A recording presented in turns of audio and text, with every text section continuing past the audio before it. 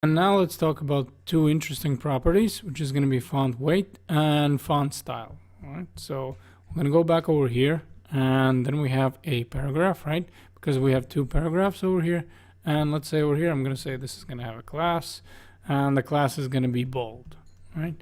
So if I go back to my main CSS, and first of all, I'm going to say that all the paragraphs, we're going to make them bigger, right? So we're going to say font size over here. That's going to be the property, and we're going to say 30 pixels, right?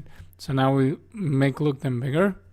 And over here, what we're going to do with the bold one, I'm going to say bold, right? So now we're targeting the class. And I'm going to say font weight over here like this. And what would be my values, right? So you can see that from 100 to 900, then we bold, bolder, lighter, normal, right? So these are the values, right? So I'm going to go with 900. You can see that how right away it got bold, right? And what we also can do is font over here like this, style. Over here we're going to find style, and then we have italic, normal, and oblique. So you can see this is going to be italic, and over here the same as for the oblique, right? So this is what I was saying in HTML, that actually the use of EMs is not, doesn't really make sense, right?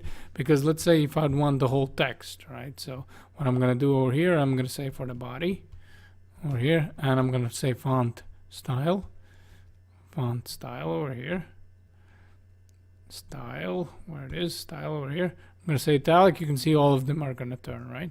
So this is the beauty of CSS, right? So I can right away add the whole thing with italic or font style or whatever I would want, and the whole thing is going to turn italic, right? So I don't need to go element by element and start adding the EM tags or something like that. That's the whole purpose why CSS makes our life much more easier.